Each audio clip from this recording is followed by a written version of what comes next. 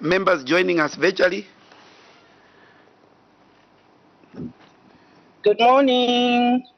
My name is Melesiana Piri, Member of Parliament for Milanzi constituency in Katete Eastern Province and a member of the Public Accounts Committee. Thank you, Honorable. Eji. Good morning, Chair. Good morning, PS and your team. My name is Evelyn Mutandwa, sitting in for Auditor General. I'm accompanied by Mr. Macrob Maki, the Assistant Director in charge of Muchinga Province. Then I have Mr. Simon Munyama, the Senior Auditor under Planning, and we have Mr. Luvinda Sinyani, the PRO in the Office of the Auditor General. I submit. Accountant General. Morning, PS and team. My name is Elijah Manunga, sitting in for the Accountant General. Controller of Internal Audit. What I saw, Mr. Mo. They are not here. Parliamentary staff. Morning, PS. My name is Chitalum Lenga. I've been accompanied by Tiroleko Lungu. We are all from the Office of the Clerk. Do you have media? Good morning. My name is Mwenyemoke from News Diggers. Good morning, Chair. My name is Clara Tinta from Zambia Daily. PS. Any other members to introduce? Okay, sorry. PS, you can go ahead to introduce your team.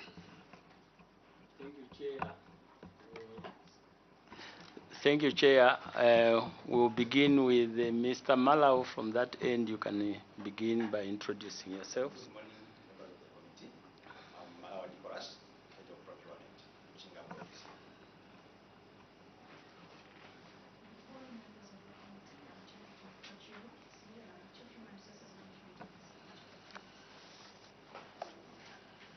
Good morning, Chair. Good morning, members.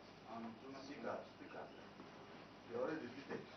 Good morning, Chair. Good morning, members. I'm Jomas Mumba, Youth Development Officer for Muchinga Province.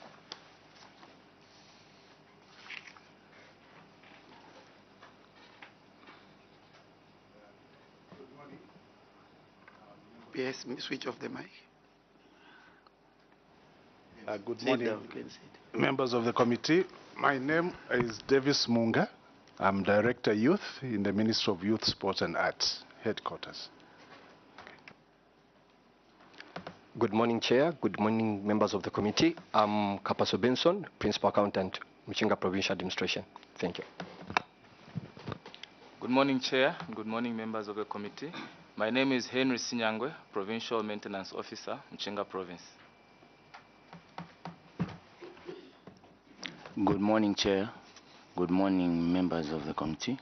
I'm Andrew Njelesan, the Provincial Infrastructure Officer for Muchinga Province. Good morning, Chair. Good morning, members of the committee. I'm Ruth Tatila Jerry, Senior Internal Auditor. Good morning, Chair. Good morning, everyone. I'm Makumba Benjamin, Director of Finance, Muchinga Province. Good morning, Chair. Good morning, every member of this committee. My name is Vincent Stali. I'm the Provincial Youth Coordinator in Muchinga Province. Switch off the mic. And good morning, Chair. Good morning, members of the committee. I am Henry Mkungule, Permanent Secretary for Muchinga Province. Thank you, Chair. My name is Jonathan Daka, Member of Parliament for Chadiza constituency in Eastern Province, and also a member of this honorable committee, but also sitting in for the chairperson.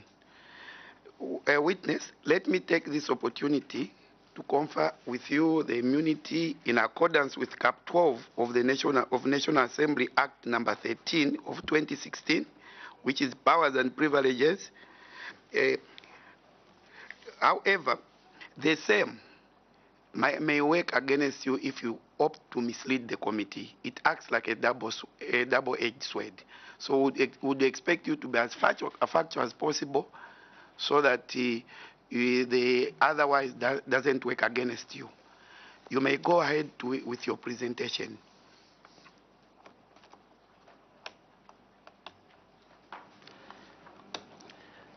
Thank you, Chair.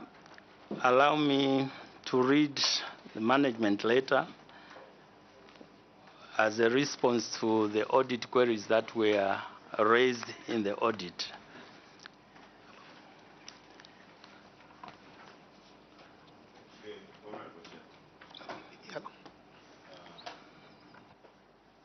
Thank you, Chair. I was saying, we have read the management letter. Maybe you could go straight to the submission, which is page 2. Controlling officer, can you proceed to page 2? And maybe a bit of guidance. When you come across the tables, you just have to make reference. Don't go item by item in the tables. Just refer to the table and proceed with your submission. Can you proceed? Audit findings.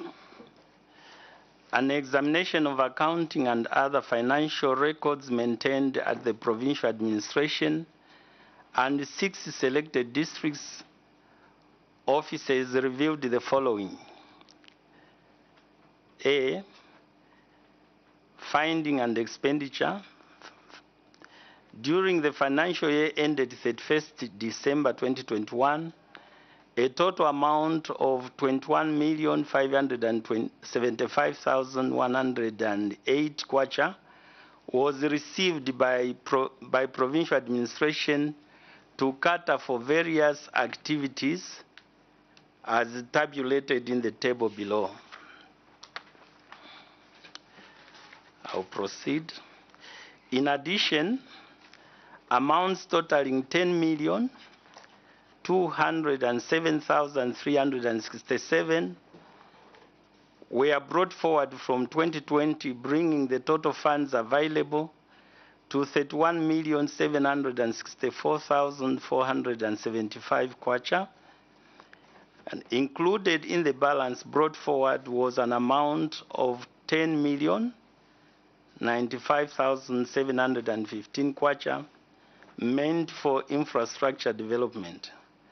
As at 31st December 2021, amounts totaling 23,789,655 kwacha had been spent, leaving a balance of 7,974,820 kwacha.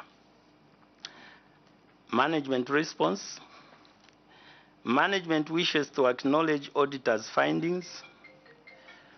We wish to state that prudent financial management will be applied in the use of funds in the general deposit account and other third-party accounts in line with the Public Financial Management Act number 1 of 2018. B, weaknesses in the management of the youth empowerment projects. In August 2020, the Ministry of Youth, Sport and Art Development, a multi-sector development strategy to empower the youth with loans, skills development, and agricultural support, among other strategies. During the period under review, amounts totaling 6,049,524 kwacha were received to facilitate implementation of multi-sectoral youth empowerment activities in the province. As at 31st December 2021, a total amount of 2,997,500 kwacha had been disbursed to the 8 groups in the 9 districts. However, the following were observed. 1, failure to insure loans. Clause 9.02 and 3 of the Youth Empowerment Program Guideline of 2020 provides for the loan to be comprehensively insured by the borrower. During the period from August to December 2021, The provincial administration approved and disbursed the loans in amounts totaling 2,997,500 kwacha to 80 youth groups. Contrary to the guidelines, the loan disbursed were not insured by the borrowers. Management response. The auditor's observation is noted by management. We, however, wish to state that the insurance of loans was the responsibility of the borrowers. It is also worth submitting that selected and engagement of beneficiaries. I beg your pardon, Chair. It is also worth submitting that selection and engagement of beneficiaries was being managed by headquarters, Ministry of Youth. Management has, however, taken interest in making emphasis to borrowers on the need to have their loans insured. We have further instituted a committee to deal with youth empowerment to avoid future recurrences. 2, failure to recover loans. Clause 11.52 and 3 of the Youth Empowerment Program Guidelines of 2020 states that the project will run on loan basis for a period of 36 months. The beneficiaries will be required to pay back the loan to the Ministry of Youth, Sport and Art in monthly installments that will be calculated based on the value of the loan, inclusive 10% administration fees. The first payment will be due in 30 days from the expiry of the grace period of 90 days. Contrary to the guidelines, repayments in respect of the loans amounting to 2,876,900 kwacha issued to 70 youth groups during the period under review had not been paid as at 30th June 2022. Management response. The auditor's observation is noted by management. We wish to state that loan beneficiaries have been paying back their loans through the Ministry of Youth, Sport and Art headquarters bank account and not at Muchinga Provincial Administration. This made it difficult for management to assess the loan's performance.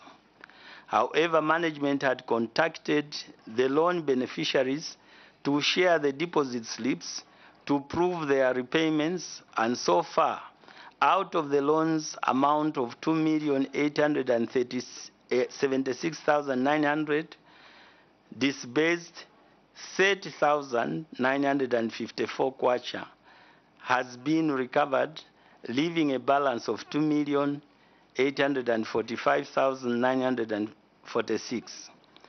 Management would continue to engage the loan beneficiaries to continue with their loan repayments as per the terms and conditions of the loans disbursed. Documents are now ready for verifications. See Appendix 1. 3. Failure to monitor beneficiary groups.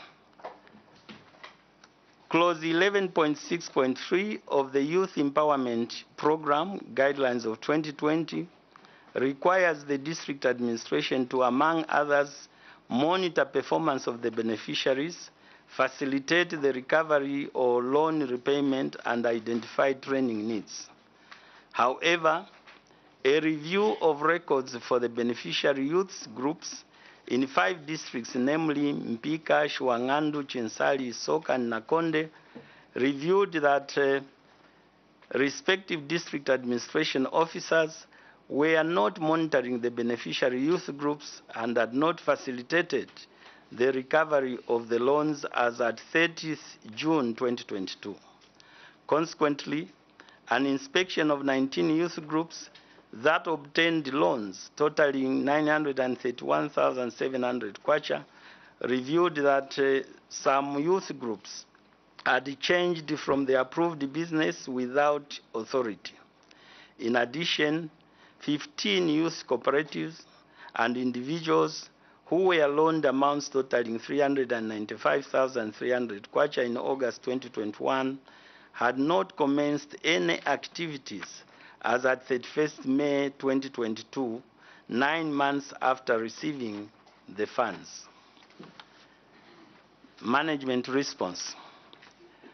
The auditor's observation is well noted by management.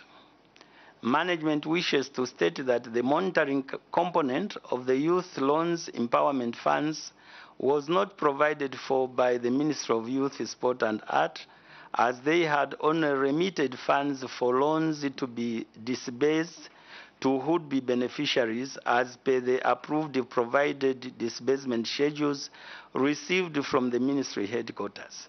Hence, the district administration offices were unable to monitor the projects for youth empowerment.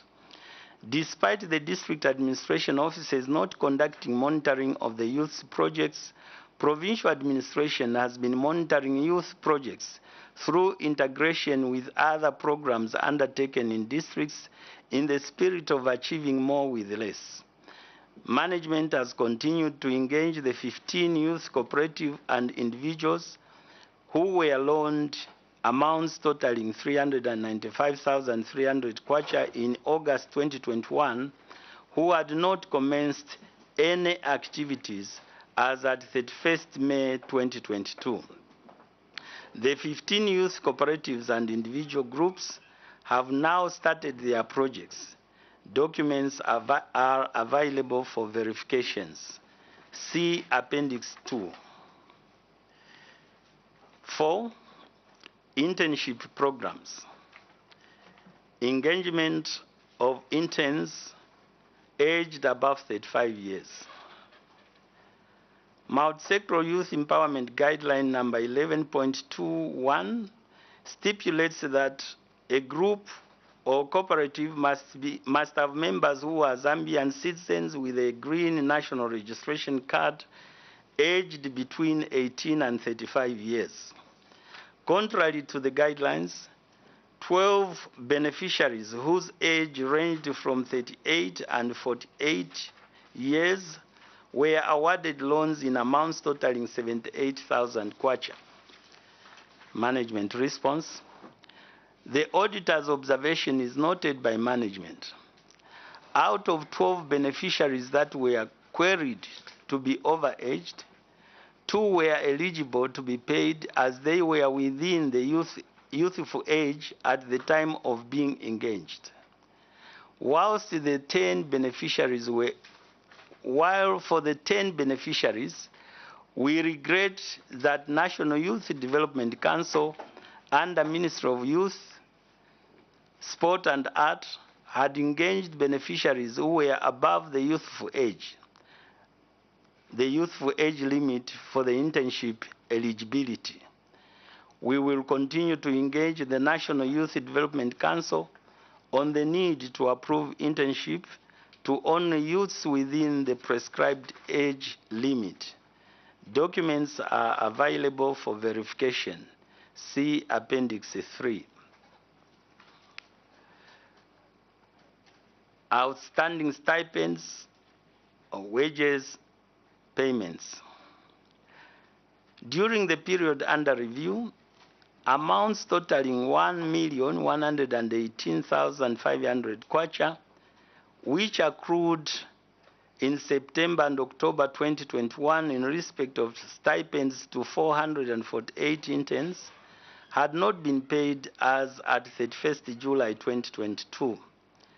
Management response. The auditor's observation is noted by management. We wish to state that at the time of audit, management was still reviewing and verifying files for all interns who had not been paid. We further wish to state that all interns with outstanding stipends for September and October 2021 have since been paid after verifications. See Appendix 4. Unaccounted for funds, stipends for interns. During the period under review, provincial administration spent amounts totaling 1,312,000 kwacha on stipends for 86 interns that were attached to various education institutions. However, the funds were unaccounted for in that details of the recipients were not availed for audit. Management response. The auditor's observation is noted by management. We wish to state that documents were retrieved from the districts and schools where they were operating from and are now ready for further scrutiny. We regret the gaps in our record keeping at the time of the audit. However, this has since been resolved as the documents are now retrieved and ready for verification. See Appendix 5. Number C, infrastructure development. Failure to complete projects and poor workmanship. During the period under review, the provincial administration had several ongoing projects that commenced between 24th July 2013 and 7th May 2014. On 1st January 2021, an amount of 10,095,715 kwacha was brought forward from the 2020 financial year infrastructure projects.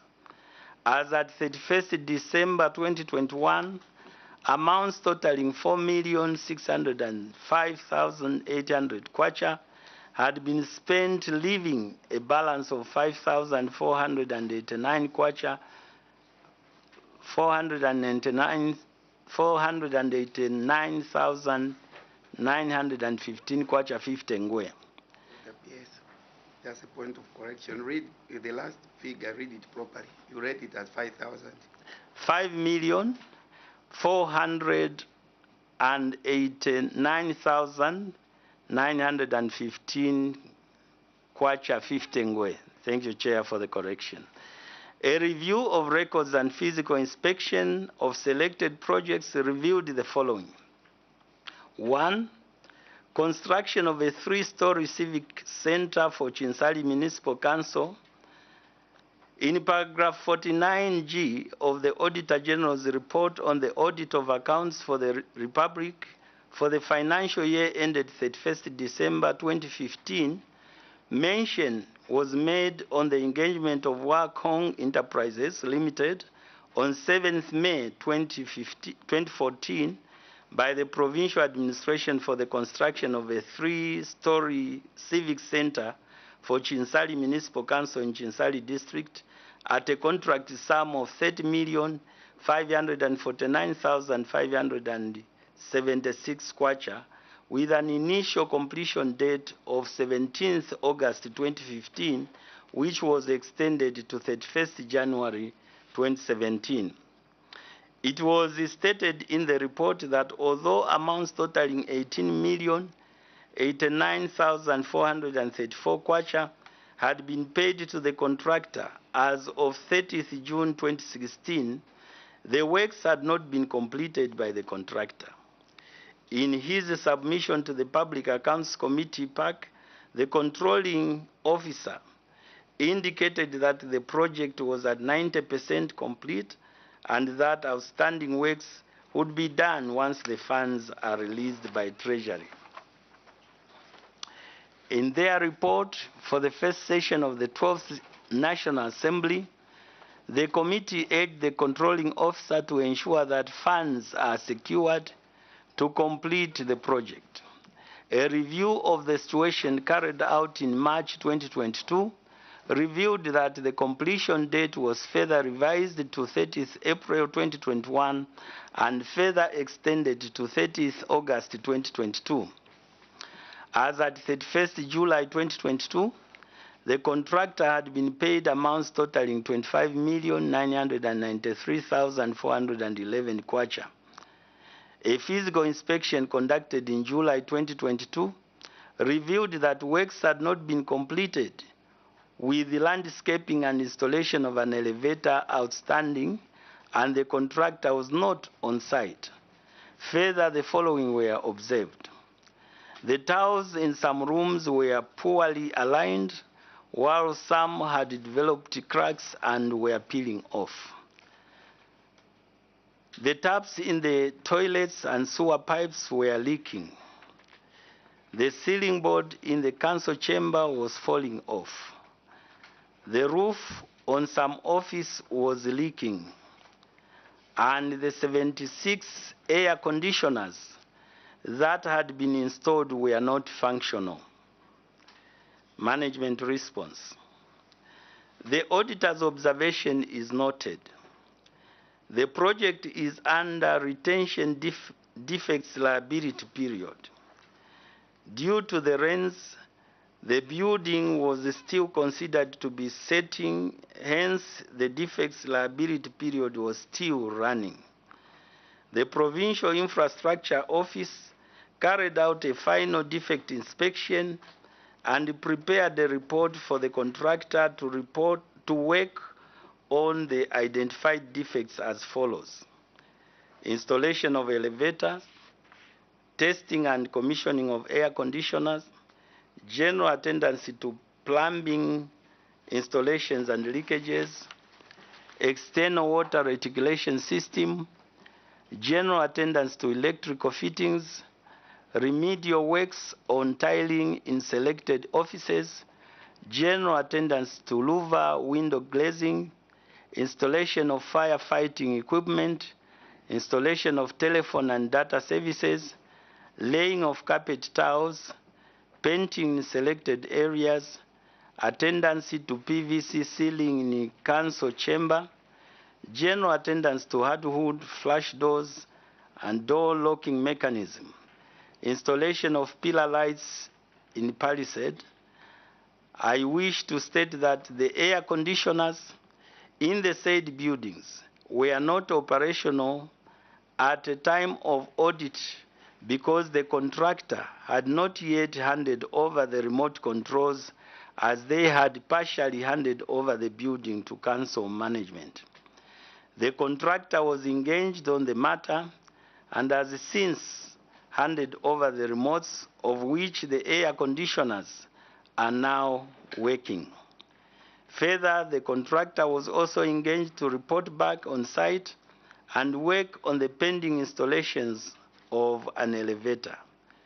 It is also worth noting that landscaping is no longer part of the issues that the contractor could work on, as there was a request for variation of works which was approved.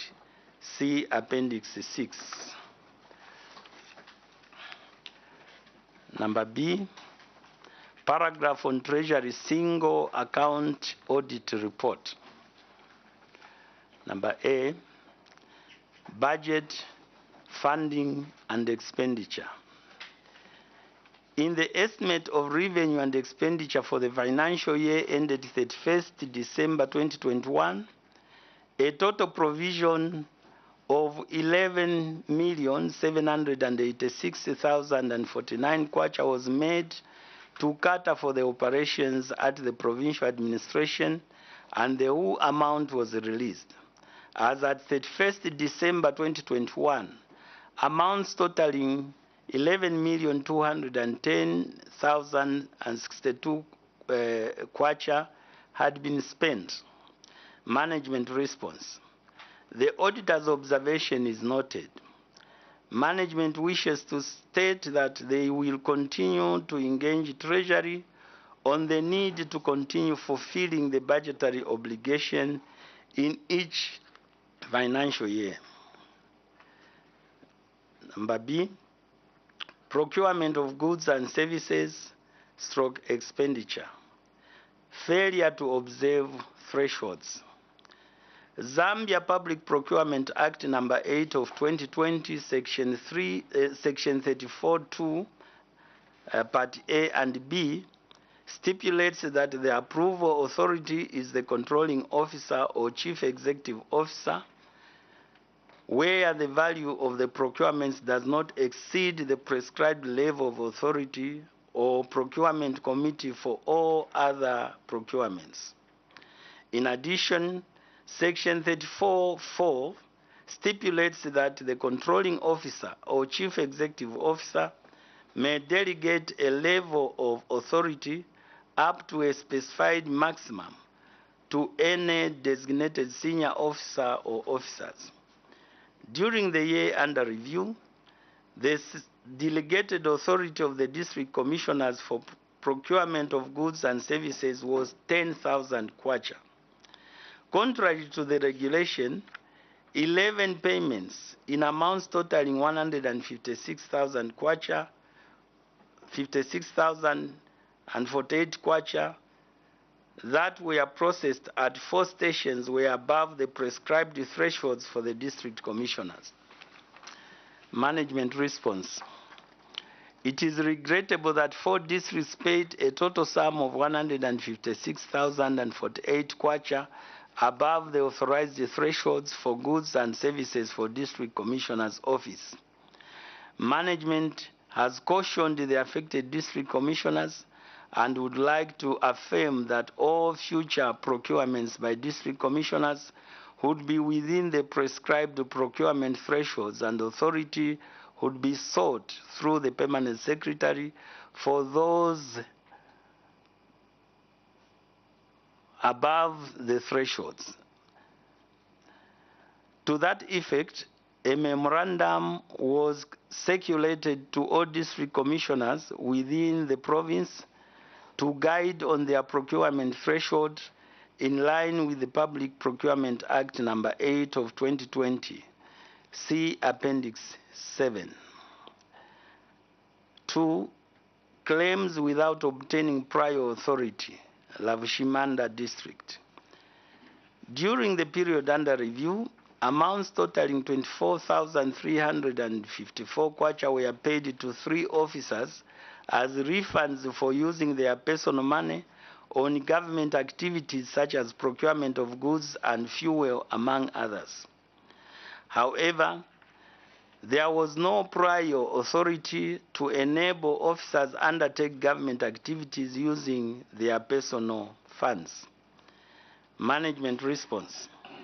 The auditor's observation is noted. Management wished to state that deductions were effected on the payroll for respective officers and evidence is available for audit verifications. See Appendix 8. Number 3, undelivered sports items. On 25th August 2021, the provincial administration paid an amount of 111,683 kwacha to KO Oracle Trading for the supply of sports items such as balls and jerseys. However, as at 31st July 2022, only sports items costing 65,883 kwacha had been delivered, leaving a balance of 45,800 kwacha. Management response. The auditor's observation is noted with regret. Management wishes to state that the supplier was engaged on a number of times of his breach of contract of supply and advised him to ensure that the remaining items be supplied without further delay. We now wish to state that the items in question have since been delivered and the documents are ready for audit verifications. See Appendix 9. Number C, management of assets. 1, uninsured motor vehicles. Section 86 of the Road Traffic Act number 11 of 2002 requires that all users of vehicles or trailers should have at least third-party insurance. Contrary to the Act, 32 motor vehicles belonging to 5 stations whose value could not be ascertained had not been insured as at 31st July 2022. Management response. The auditor's observation is noted. Management wishes to state that some vehicles on the list were not operational in the period under review, as they had major faults, while the remaining motor vehicles on the list have since been insured and insurance policies are available for verifications. The delays in having the vehicles insured was due to lack of funding at the time. See Appendix 10. Number 2, delayed motor insurance compensation, Kanchivia District. On 24th May 2021, the Toyota Hilux registration number GRZ 463 CP belonging to Kanchivia District was involved in a road traffic accident along the Mpika gravel road and was extensively damaged. At the time of the accident, the vehicle was comprehensively insured with ZISC General Insurance. In this regard, in February 2022, the office claimed for compensation from the insurance company. However, as at 31st July 2022, the claim had not been honored, 5 months from the date the claim was made. In addition, Public Stores Regulation number 122D3 requires that the driver or the officer who had the vehicle when it was involved in an accident to make a preliminary report within 48 hours of the accident and submit traffic accident forms to the board or committee concerned within 7 days of the submission of the preliminary accident report form. Contrary to the regulation, as at 31st July 2022, the accident had not been reported to the Standing Accidents Board. Management response. Management wishes to acknowledge the auditor's findings. However, we wish to state that at the time of the accident, for the vehicle in question, Toyota Hilux registration number GRZ 463 CP, Kanchivia District had only paid a partial payment towards the insurance cover, though it was comprehensively insured with Zambia State Insurance Corporation. The district only completed the full payment in February 2022 and had since engaged ZISC for the indemnity, which has now been honored and paid by the insurance company to the garage. The vehicle has since been repaired, running, and available for verification.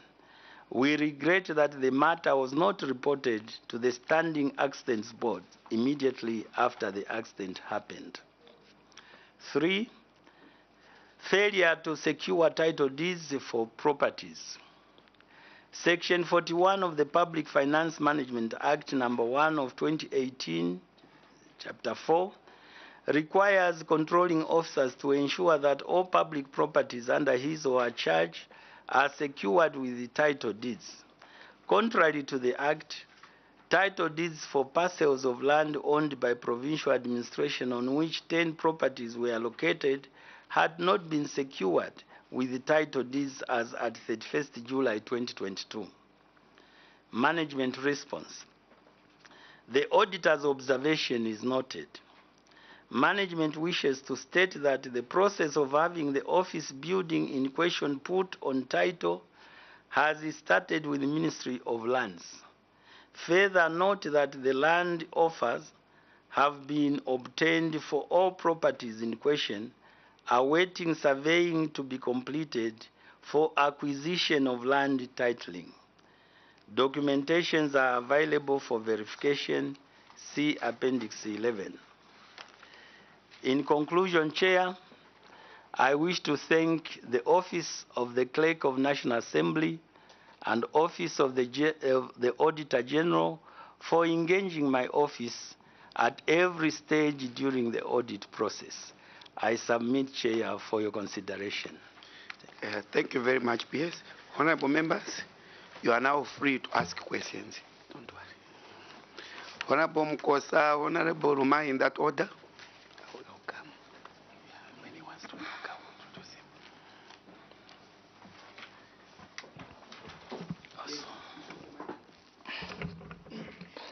Thank you, Chair. Controlling Officer, I have noted on page 3 of your submission, it is indicated that the total money that you had for the year was 31,764,475. And as at 31st December, amounts totaling 23,799,655 had been spent, leaving a balance of 7,974,870, implying that you failed to spend 794,794,820.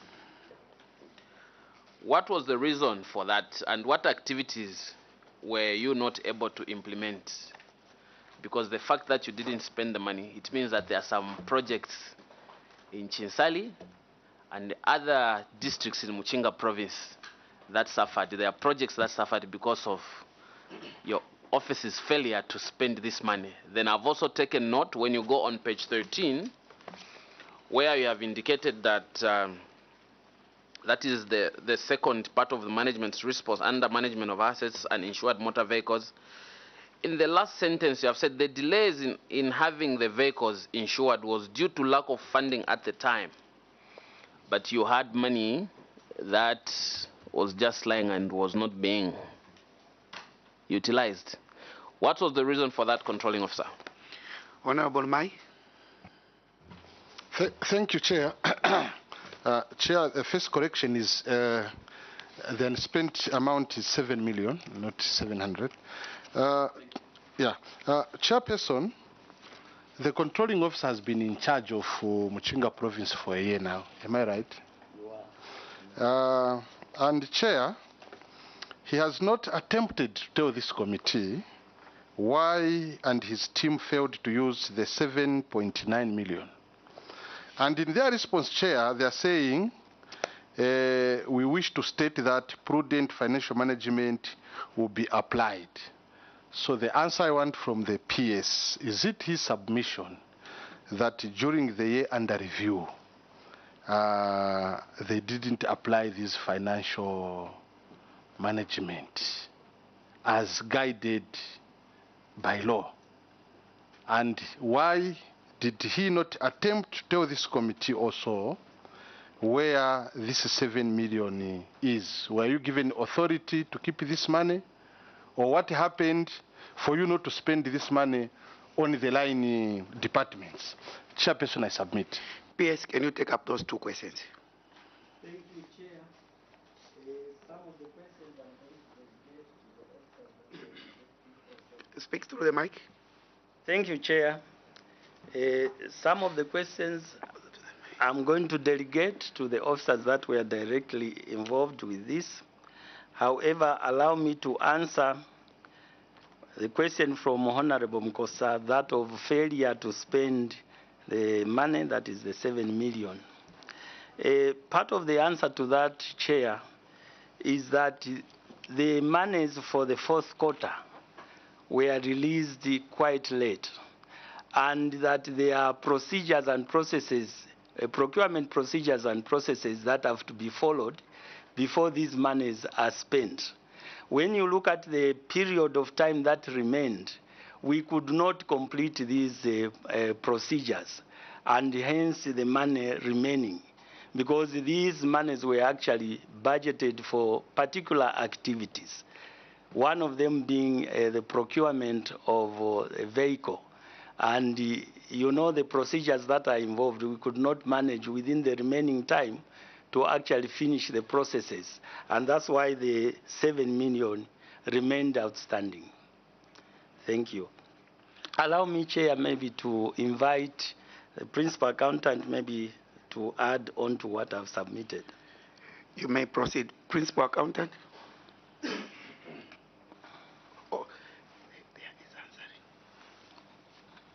Where is the principal accountant? Yes, sir. Proceed. Chair, maybe also just to echo that the other part that remained, it was for infrastructure projects. And I think with infrastructure projects, we are only supposed to pay when we have received certificate that have been certified. So the other part, I think we are waiting for certificate for the projects that was to be undertaken. So if you check on page 8, you saw that there was a balance of 5 million for 5,489,915 15 on infrastructure projects. So mainly, I think that was the bigger component of the funds that have remained. Thank you, Chair. PS, you haven't responded to Honorable Mai's questions, where you have promised that you now apply prudent financial management. Honorable Mai would like to know what are these prudent management skills you want to implement now that you failed to utilize?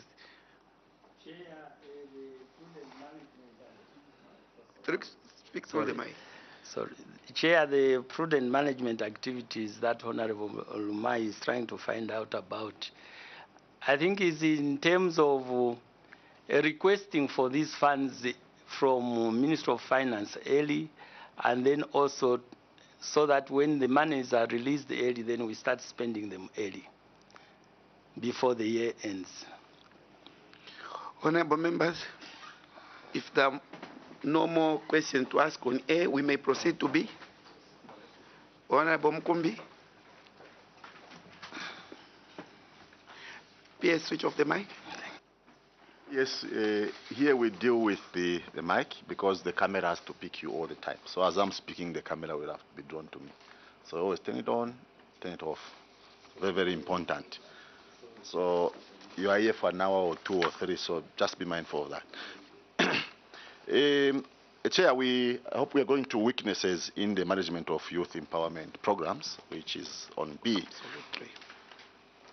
In your submission, you have stated that the insurance of loans was the responsibility of the borrowers and not the fund holders, meaning yourselves, that you are dispersing.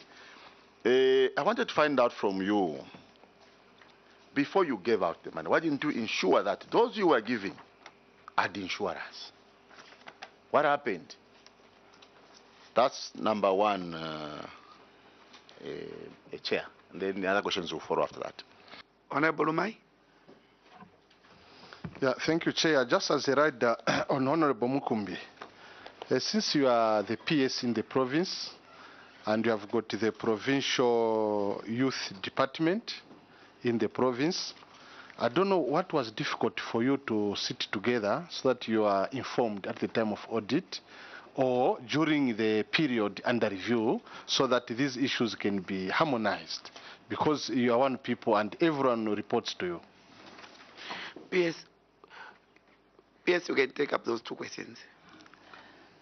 Thank you, Chair. Allow me, Chair, to call upon the Director Youth at the headquarters that were actually handling this to help me to respond to that question, to those questions. Director Youth, can you proceed to respond? Chair, thank you very much. Chair, I must state from the onset that most of the issues pertaining to loans might have been done in haste, and perhaps at that time there was a feeling that the loans would not be paid back, and a lot of things were overlooked. And I must state that as a Department of Youth, as a ministry, we have found ourselves between the war and the hard surface, because we have to implement youth empowerment programs. At the same time, we have to start correcting the mistakes that are being observed in the auditor's report. And one of them was that I think there was an oversight, regrettably, on issuing loans that were not insured at the time. Chair, I submit. Honorable Mkosa, and then Honorable Rumai in that order. Chair, I've noticed that in the response by the PS on page 4, he has indicated that management has, however, taken interest in making emphasis to borrowers on the need to have their loans insured. From the borrowers that got the money, do we have any now that have insured the loans, taking into account the response that you have provided? Honorable Rumai. Yeah, Chair, the last speaker, I don't know, is Director who? Youth. Director Youth Chair, he has just said that it was the feeling in them that perhaps the loans may not be paid back. And now, Chair, when you go in this report, we have got failure to recover loans and those things. And now the department entrusted, before they even give out loans, Chair, they are saying, we have fear perhaps these loans will not be paid back. So, Chair, what I want to understand from him, before giving out these loans, where they had fear that they may not be paid back, what was the motive behind? Honorable Mkumbi. Just in addition to the same questions that we are posing here, Chair, these are government loans. It is public money. And there were these conditionalities in form of the guidelines that were not followed. What was the thinking then of the people that were handling the money in terms of failure by anybody to pay? Say a person has not insured a loan, and that person dies, for instance. How are you going to recover the money? How was the ministry, through yourselves, going to recover the money? Chair, we are very lucky today that we have a director. I think in other submissions we did not have a director from other provinces. Today we are very lucky there's a man from youth and sport, because they've all been saying it's youth and sport, it's youth and sport. Now we are lucky that the director is here. So director, we will need proper responses based on the guidelines that you issued to respective provinces. Chair, submit. Director Youth, of course, through the PS. Can you take up these questions?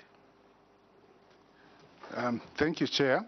I did allude to the fact that most of the guidelines that were prepared and issued might have been given in haste, in a hurry at that time. There's a point of order, Director Youth. Honorable Mfalari. Director, you are assuming that there could have been hurry or whatever. You are not there, isn't it? Yes, so Chair, the director is assuming that there could have been hurry. We don't take assumptions, we take facts. So just speak to the facts. The guidelines are there. There is no room for the province to start running away to say it's the Minister of Youths, no, it's the director, or it's there was no proper explanation. The guidelines were clear. The insurance, the loans should have been insured. That's what the guidelines were saying. The borrower shall insure. Clause 9.5 of the guidelines.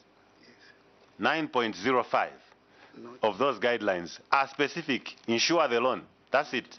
So why were they failing to insure? The youth coordinator is there. These are the people that are supposed to tell us why the guidelines were read to them, they were given, and they are not implementing according to the guidelines. So let the director move away from assumptions. Let's speak to the fact. The fact which is on the table is their guidelines, and they should have been followed to the letter. Thank you. PS. this committee doesn't rely on speculations.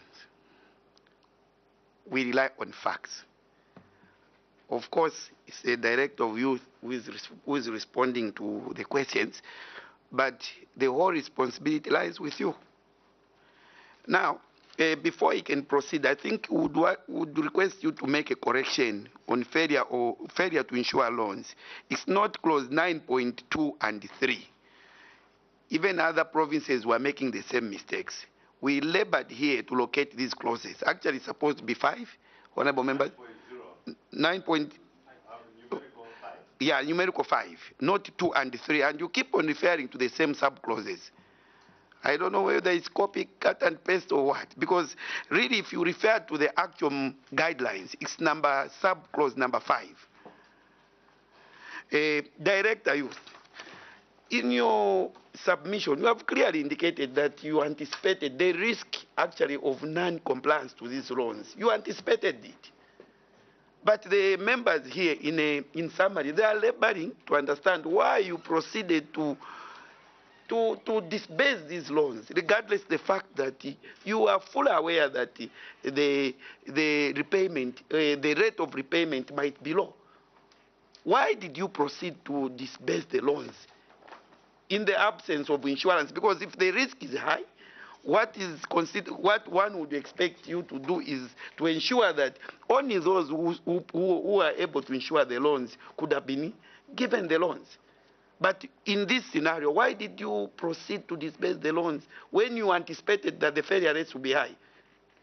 Of course, through UPS, Director, can you proceed to respond to honorable members' questions?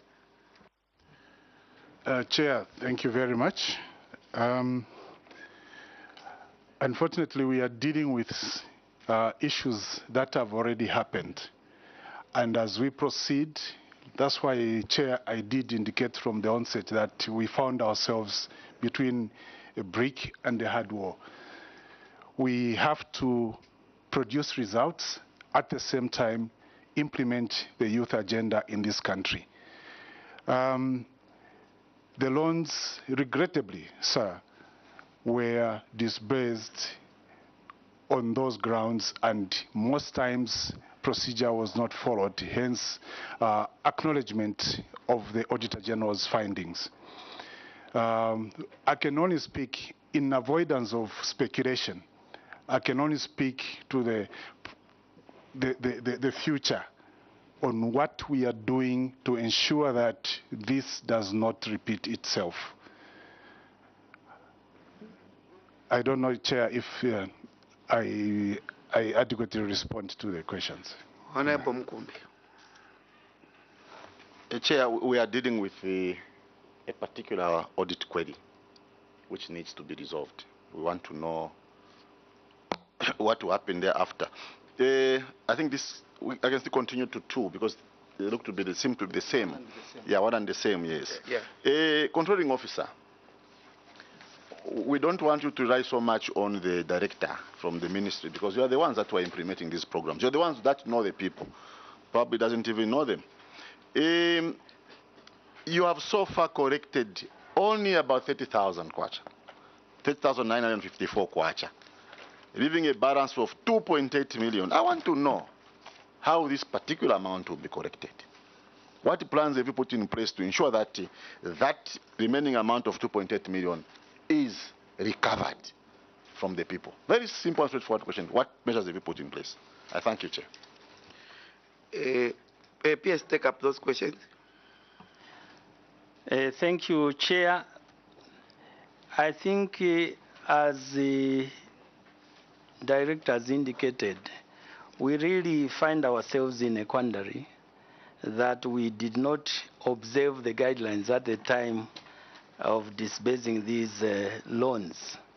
And we regret that we undertook to give out the loans disregarding the guidelines. And that going forward, we will put up strategies to ensure that the loans are actually protected. One of the strategies that maybe we may have to put in place is to make sure that we put up a committee that has to follow the borrowers around on the need for them to actually pay the loans. I think that is one of the strategies that we can use. Chair. Honorable Mukumbi, there is a follow-up question. Yes, a follow-up question. Chair, what he's talking about is already in the guidelines. He's talking about if you had monitored differently, you're even going to know, because your guidelines, I think clause number 11 also states of a monitoring component. So if all these were followed, we could not have been in this situation. So that drives me, Chair, to number 3, which is almost the same. You can proceed. Failure to monitor beneficiary groups. I think that's where the problem also is arising from. So, in as much as you try your best to form committees to follow, what budget line are you going to use to do all that? When you already had money for monitoring, Chair, I submit. PS, yes, there were officers who are managing these programs. And I'm sure some of them are still working in government institutions elsewhere. What punitive measures have you instituted against these erring officers? Because we would want to see, a human being by nature responds to punitive measures. And as a committee, would want to hear what is it that we've done in terms of disciplinary action. What sort of disciplinary action have you instituted against these erring officers? If you have instituted any, we would want you to provide evidence to that effect. Then you can take it together with Honorable Mkosa's question. Thank you, Chair. I think you have addressed the question that I wanted to ask, but what I wanted to say is, controlling officer, what we're talking about here is not what you plan to do in terms of strategies, because in future, to correct some of these problems, you don't have to come up with ideas as a province. The government already has these in place. What is happening here is total abrogation of what was in the guidelines. Everything that needs to be done to ensure that the loans are paid is there in the guidelines. So what has happened is that it's the failure to comply with the guidelines that has what resulted you to be in what you're calling between a hard rock and a mountain. So an answer such as no, we will ensure that we strictly adhere to the provisions of the guidelines would help the committee than you coming up with strategies to, come up with committees and so on to monitor, because all those have been stipulated in the guidelines. That is what you are actually supposed to do if you follow the guidelines. So maybe you can just respond to the question that has been addressed by. Yes, proceed to respond to the question. Honorable Mkosa, switch off the mic. Thank you, Chair. Chair, that's why I'm saying we can only regret that these guidelines were not followed, because the mistake has already been done, and there's very little that we can do. So apart from regretting that the guidelines were actually not followed. Thank you, Chair. No, yes. I asked a question. In not adhering to the guidelines or in not complying to the guidelines, there were officers who are managing this program, controlling officer. What have you done with regards to instituting disciplinary action or measures against these erring officers? If any, would want to know, because you can't just sit back. People are abrogating guidelines and you sit back and say, we regret. No. This committee won't take such type of responses. Can you tell this committee what you've done to that effect? Thank you, Chair. Allow me, Chair, to invite a member of my team that perhaps could have been there at the time this was happening, the provincial youth officer, Mr. Stalin. there's a point of order. Honorable Mkosa. Chair, thank you. Controlling officer, you need to familiarize yourself with the Public Financial Management Act number 1 of 2018, which stipulates what you are supposed to do as a controlling officer. In an event that there is any breach of the financial regulations that border on abuse of financial resources for the public, it is you who is supposed to take action. Now, in this particular case, one of the officers that you may be expected, not that you should, or it's just an example, in an event that the provincial youth officer is the one who failed to insure the loans, you're supposed to discipline him. Now, if you delegate the question to him to answer, it will be very, Can't take that. very difficult. Even the committee will have difficulties in understanding such kind of an answer, because you as a controlling officer, you are the one who is supposed to ensure that this person insures the loans. Now, if he doesn't insure the loans and you are asked if you have disciplined him or not, then you say, no, may he answer. So you also say, no, we are going to discipline them, but who is going to be disciplined? So that answer can't be delegated, or that question cannot be delegated. He may not be the right person to provide that answer. That specific answer, he can answer some other questions, but this particular question can't be delegated. Please take up that question. Thank you, Chair.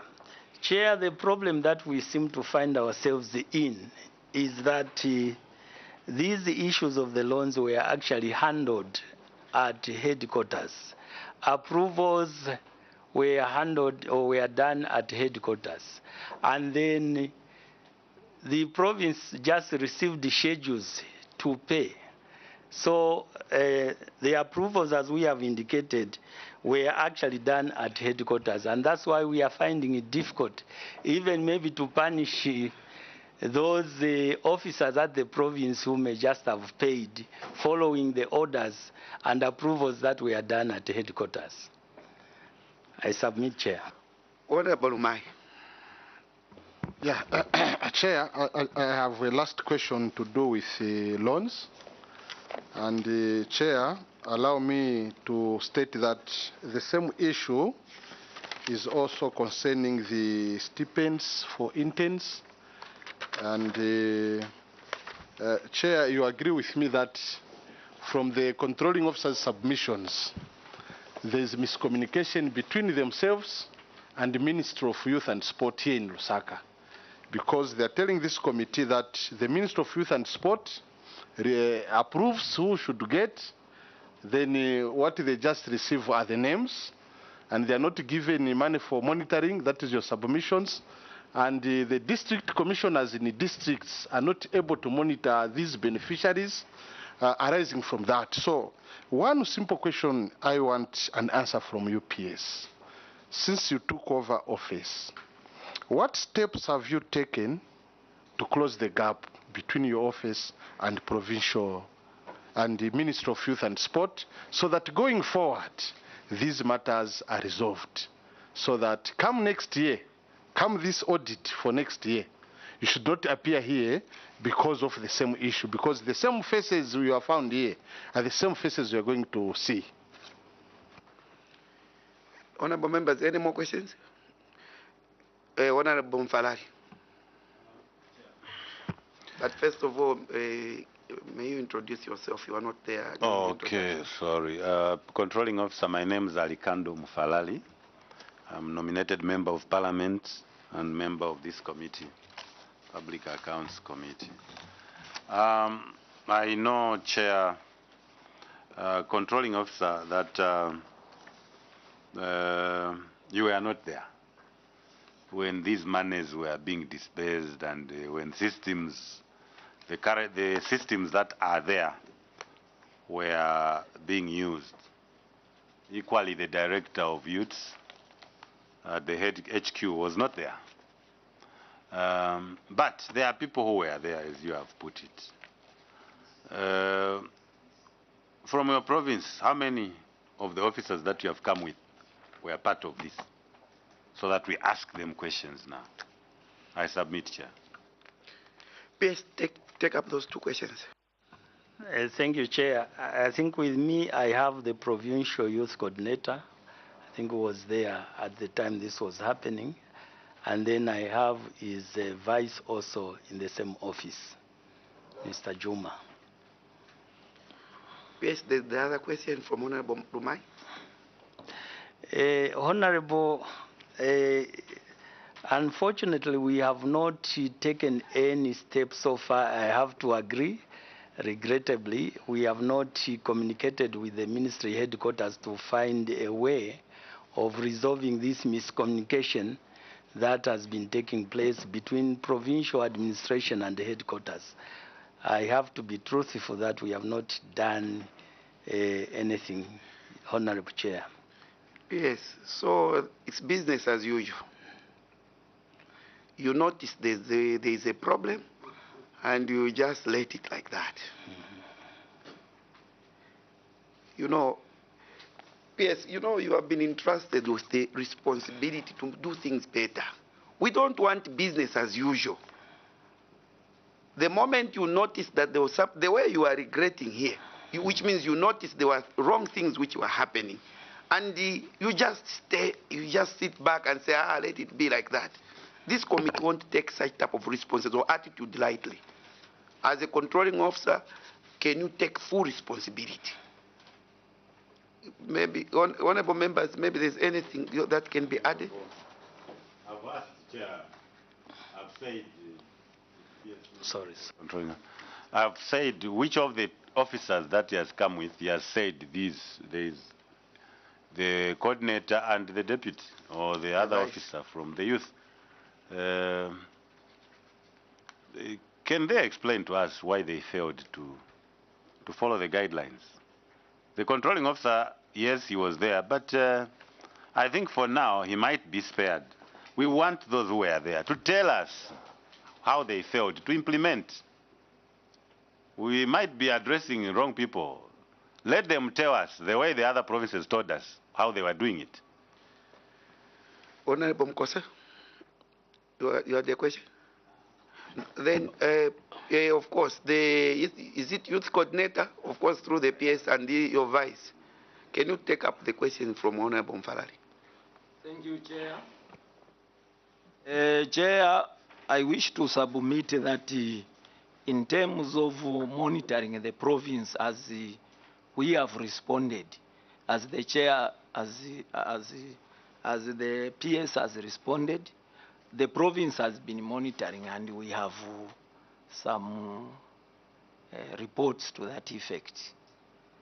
Then on insurance also, I wish to state to this House that given the situation in which we are operating as officers at that particular time, I think we are undergoing certain pressures, which is very difficult after you have received schedules like my PS has rightly said, and then should I pack them or should I pay? Should we go ahead and coordinator, pay? there's a point of order from Honorable. Honorable, you may introduce yourself before you ask a question. Thank you very much, Chair. Controlling officer with your team for your information. I'm Imanga Mnyima Junior, Member of Parliament for Narolo constituency in Western Province. The officer making submissions on the floor should be specific. When he says pressures, he must be pressures from who? You can't be experienced as a human being. You need to be clear to say when receiving instructions from etc., etc., this was the case, because the chairperson has conferred you with immunity and you're protected. Therefore, do not mislead this House by speculating. When I was receiving pressures, when you are receiving pressures from who? You speak through the chair. PS, of course, coordinator through PS, take up that question. Thank you for that observation. Thank you very much, Chair, and the House for that observation. I'm sure we are aware under which environment this youth empowerment was implemented.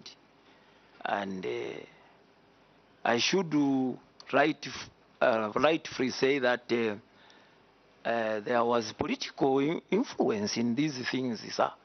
So it's sometimes very, very difficult when there are all these political influences and we're going towards the issue of voting at that time.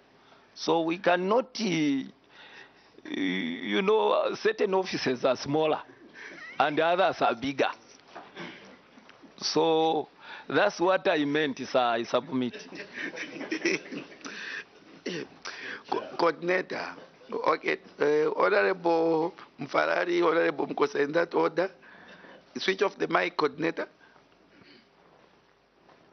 So, Coordinator, is it your submission that the failure for anyone who was getting a loan to ensure such a loan was because there was undue influence, or there was pressure, as you are putting it, on you, that just give the loans for the youths to go and use whatever they want to use? Is that your submission?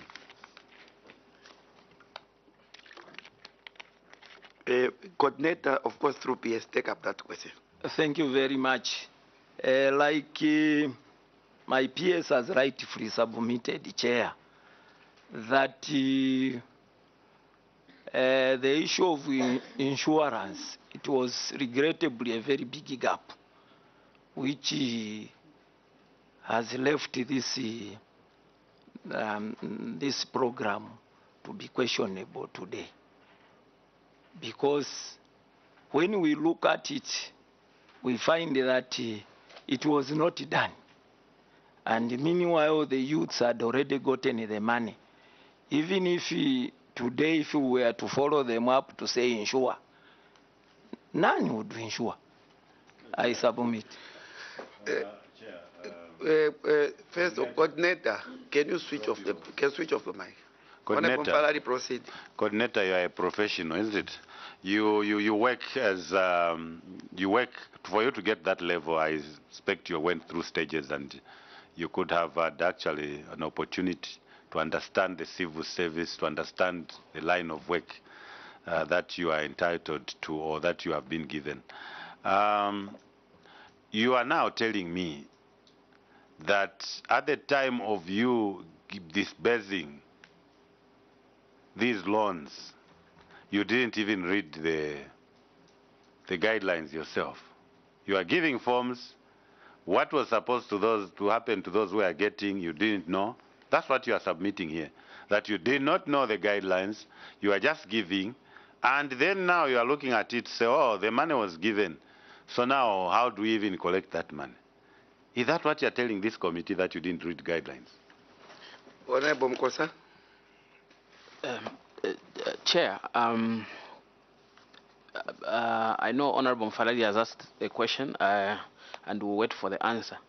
I was thinking that after the question, then we can proceed, considering that the permanent secretary, he stated more or less to mean that the guidelines, to mean that the guidelines were not clear, and the director there, it's like they are saying the guidelines were not clear and they didn't know who should insure the loans. And also coupled with the fact that the director of the provincial youth officer has also stated that there was political influence. We all know what political influence is. No one can say doesn't know what political influence is here. Chair, the question which I'm asking is very simple. Order, no, I'm saying he should still answer your question, but at least for the sake of progress, Youth after Coordinator, answers, then we can proceed. through PS, can you respond to Honorable Mfaradi's question? Thank you very much, Chair. I went through, Honorable, the guidelines. And when we were going for monitoring, we would ensure that these youths are sensitized. But, what were you sensitizing, Chair? There's a point of order. Can the coordinator be serious? No. Let this coordinator be serious. He cannot come here and start saying, what was he sensitizing? It's very easy for me to stand up in any day and say, no, I was being influenced by the Minister of Agriculture to do this and this if I'm a civil servant. And that's why I'm asking him a question. Say, did you read the guidelines? If you read the guidelines, then he was supposed to implement according to guidelines. Now, for him to start coming here, these are jokes. He's joking. Can you be serious, coordinator? You got the guidelines, and you are now even telling us that you were going around sensitizing. Sensitizing what? What were you sensitizing people on? If you managed to go to sensitize, in the same breath you are telling this committee that you failed to... Honorable members, let's have one meeting. Chair, can these people who were there be serious? The provincial coordinator and his team who were implementing this project. In their response, they are saying, when it comes to failing to pay back the loans, they said because they could not monitor. Now he's telling us that they went into the field to start sensitizing. Sensitizing people on what? When he had the documents with him. Can he be serious? It's very easy to stand up and say political influence. But there could be a part that could have done himself with his team to do things rightly. That is cheap. We cannot continue in that fashion for him to start joking about this thing. There's money that has been lost here, and we are serious. We mean business here. PS, I earlier guided that this committee doesn't rely on speculation. Can you stick to your submission? You know, your youth coordinator is alleging to the fact that there was political pressure. I mean, can he provide evidence? Can he lay the evidence on the table that actually was politically influenced? Some of the things are quite difficult to prove. This committee relies on facts. There were guidelines. Why, you is a professional person, why didn't he follow the guidelines? This is the matter we are trying to ask here. We won't take these jokes, as the Honorable Mfaraya has already alluded to. Can you respond to the questions that the members of Parliament are asking, and kindly stick to your submissions? PS, coordinate, of course, through the PS. Can you respond to the questions from the honorable members? Thank you very much, Chair. I wish to say on the monitoring and the recovery of loans that, as we have stated in the management response, Chair, that still stands. That there were some youths have since paid, and there is evidence to that fact. And they are also still given about 36 months to liquidate their loans.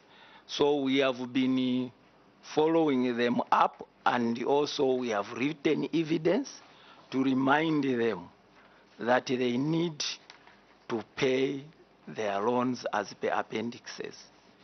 And besides that, we have also been able to call upon them to submit the deposit slip as evidence. I submit, sir. Honorable members, before Honorable Mnyima comes on board, we are not getting responses, appropriate responses from the from the controlling officer. And maybe to the contrast, you have got other proposition, but I'm not seeing any befitting answers coming from the controlling officer. I think in the interest of progress, I may propose that we move on to... We have a position on this matter, honorable members. So maybe we can proceed to the next item, which is the...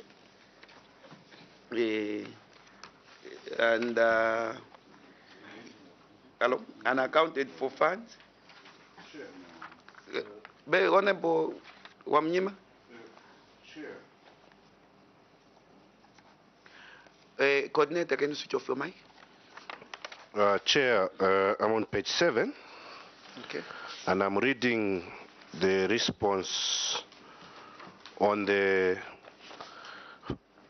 of the controlling officer of where they engaged beneficiaries that were above age. Now, my concern above the age of youth, my concern with the response is that, first of all, they are saying that for the 10 beneficiaries, we regret that National Youth Development Council, under Ministry of Youth, Sports and Arts, had engaged beneficiaries who were above the youth age limit for internship eligibility. We will continue to engage the National Youth Development Council on the need to approve internships to only youths within the prescribed age limit. Documents are available for verification. See Appendix 3. When you go to Appendix 3, there are 2 NRC copies that I am seeing. And I don't know what these 2 NRC copies mean. There's this one of Memories of War, born in 1988. Judith Walia, born in 1986. So, yes, but this was, what do these NRC, you're saying you're engaging. We would like to see the letter of engagement. And is it your submission before this committee controlling officer that the youths above the age were from the ministry headquarters here? It had nothing to do with the province. I submit, Chair. Honorable Mukumbi. Chair, also in addition, I believe these are youths that are from Muchinga province, and they're not youths from Lusaka. Youth coordinator, you are the one who was dealing with this matter, I suppose. Or it was the... Okay, let me throw it to controlling officer.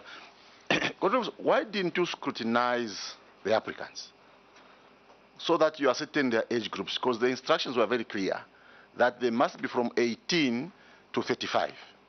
But there were those that were above. Did you take time to go through each and every application to ascertain whether this person is overage or underage, so that money goes to the right age group? Why was that done? That is a very simple matter which could have been done. And also, what measures have you put in place to avoid this, reoccurring? I submit, Chair. PS, you can take up those 2 questions. Thank you, Chair. The first question on the 2 NRC's photocopies that are included in the appendix that is referred to. These are the 2 that were said to have been within the acceptable age group at the time they were applying. So that's why these 2 have been attached. In the response, Chair, we indicated that 2 of the 12 were within the age, the age limit that is acceptable, and these are the NRCs that we have attached. But we regret about the 10 who were above the age limit. So the 2 are for those that were within the age at the time of the application. But it is the 10 that were above the age limit. And then the matter of them coming from Lusaka? All the applicants came from Muchinga province, the ones that are referred to in here, but they applied directly to the national headquarters. And the approvals were actually done at national headquarters. Our responsibility when the schedules were referred to our offices, to our province, they just asked us to pay. There were schedules and monies were sent amounting to the amounts that were reflected on the schedules. So the officers were just paying.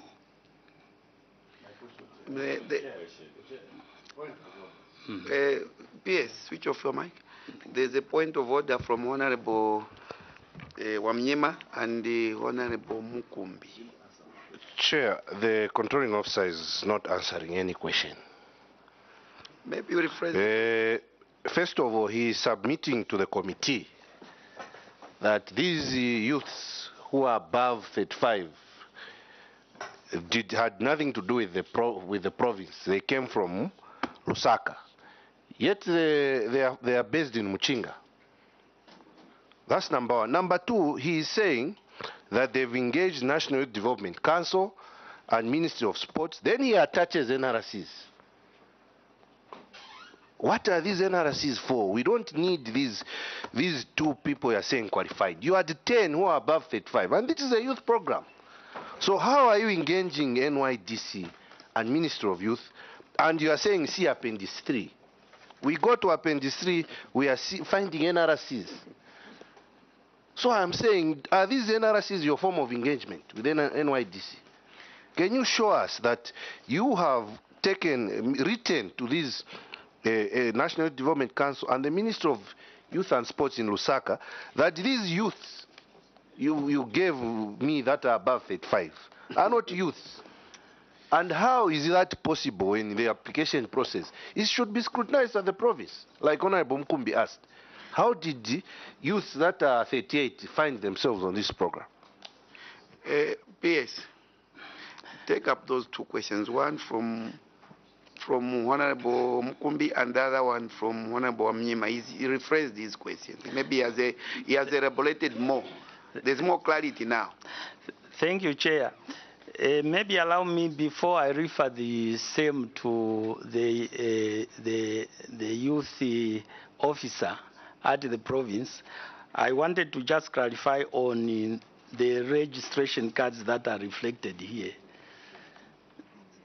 Because the query says 12, and we said, yes, it is 12, but the 2 that are reflected as on the NRCs were within the allowable age group, and these are the NRCs that we have attached. Okay. But the 10, those are the ones that we are saying, yes, the 10 have a query because we did not follow the guidelines on the age limit. And allow me to invite the provincial youth coordinator, the second one, to actually give us more information on this one. Provincial Youth Coordinator, can you proceed?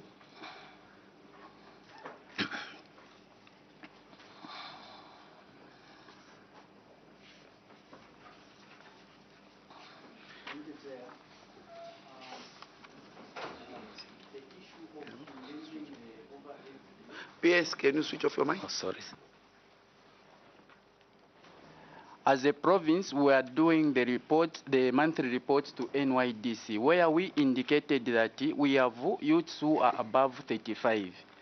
And in their response, we had recommended 26 for termination. And in their process of terminating, they only managed to they terminated only 10. We had also recommended further to say we've got some more overaged youth. And from that number, they terminated 3. That's how we remained with 10.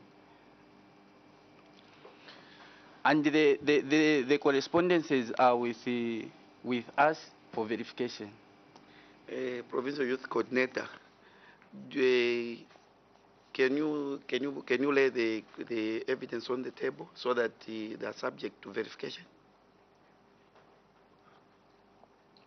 Whilst we are waiting for the circulation of the aforesaid documents, honorable members, we can also tack on questions on outstanding stipends, then unaccounted for funds and stipends for interns. Yes, Honorable Mfalari, proceed. Find out something. PS, is it your submission that your province never paid monies to the youths, or they paid? What is your submission? They paid? Your province paid some money to the youth groups? Yes, take up on behalf of the Minister of Sports? Yes, Chair, the province paid monies to the youths on behalf of the headquarters.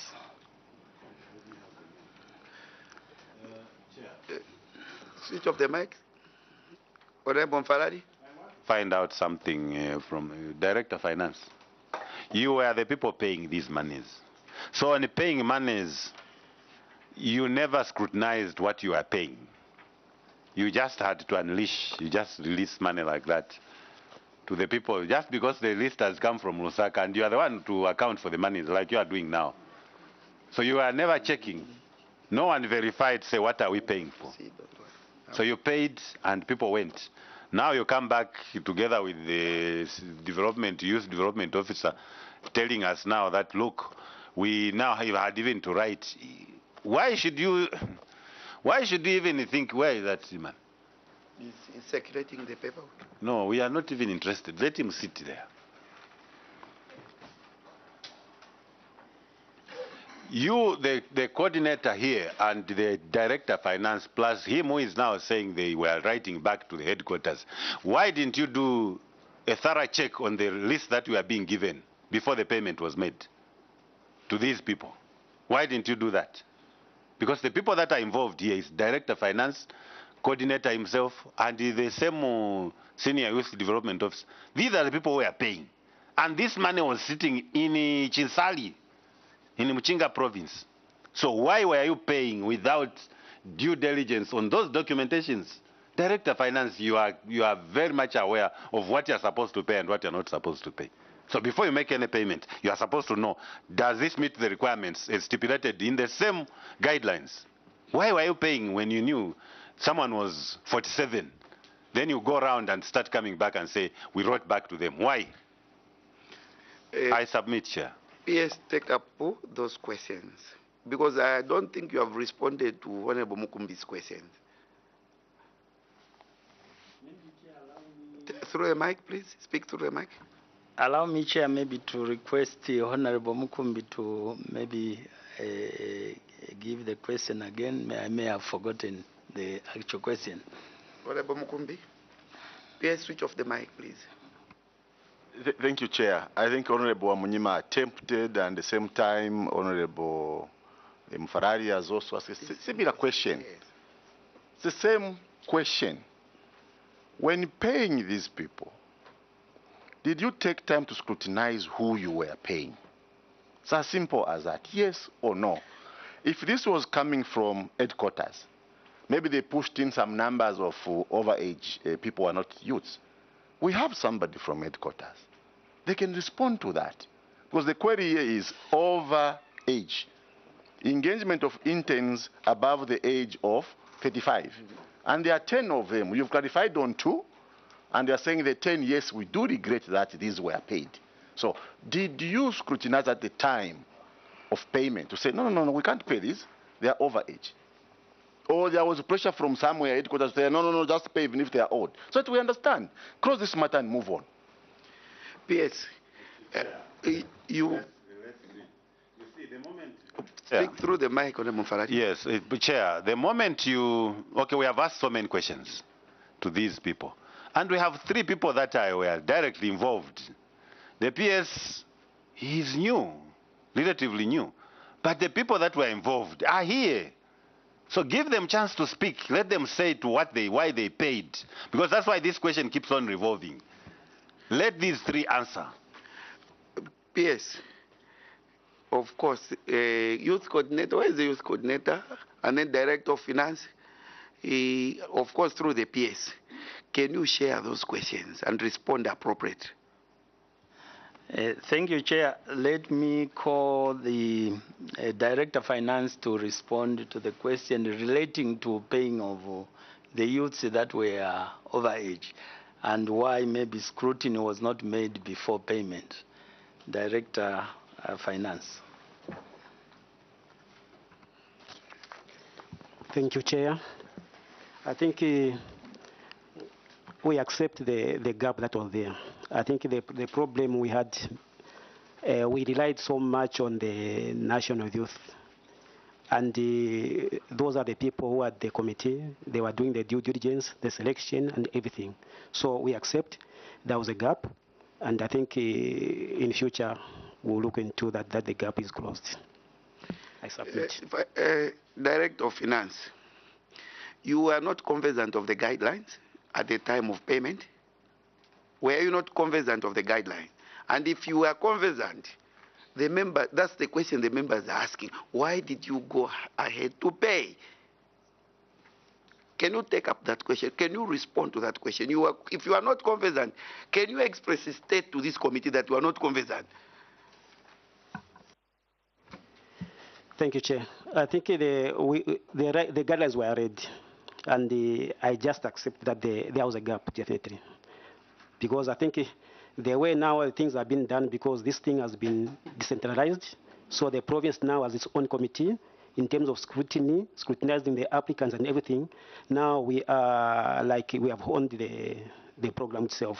And like previously where it was done somewhere else, then names are being sent. We agree there was that gap, and with this in place where we have a full committee at the province, I think we'll be able to do better. I submit. Thank you. I'm Honorable Mwambazi, Member of Parliament for Bwanamkubwa constituency from Ndola district. I'm the chairperson of this committee. Now we have the chair there, so I'm yes. So my question, Chair, first and foremost, I would like to understand, because the director hasn't answered the question, that first and foremost, there was a question of guidelines. Did you have sight of the guidelines? If you didn't, why did you proceed and pay? That's the question, and we want the answer, because what motivated you to proceed and pay? And this is synonymous to most of the provincial offices, that they went to pay. Some of them, even when they are the, is it 2020 youth guidelines to that effect? So we want you to answer that question, or the youth coordinator. What motivated you to pay without following the guidelines, if you had them? If you didn't have them, why did you still proceed to pay? Thank you, Chair.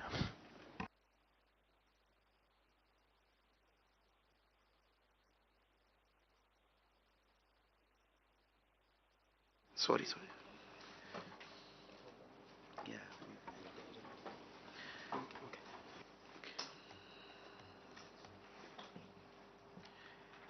Yes, delegate the question. Yeah, I have to provincial coordinator. I think the director of finance is the one who should take up, because the coordinator has already responded to this question, which the committee has totally refuted. So I think director of finance, maybe you can give us a better answer. Can the director of finance take up this question? Yes, Chair. I think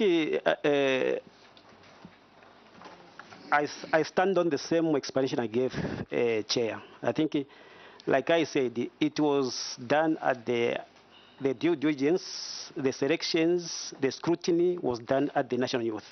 So when they were bringing the schedules, we took it for granted that maybe they had done the proper due diligence. And there we accept that there was really a gap. Like I've said now, that this time... Order, Director of Finance. Do you have internal auditors here? Internal audit? Yes, Chair, we have. Where is internal audit here? The internal auditor.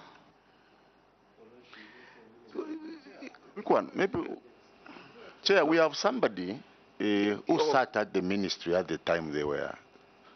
Okay. There's a madam there. Maybe assist us to, can you assist the PS to respond to the questions that the honorable members have labored? They've asked them. It's one and the same question coming from different angles.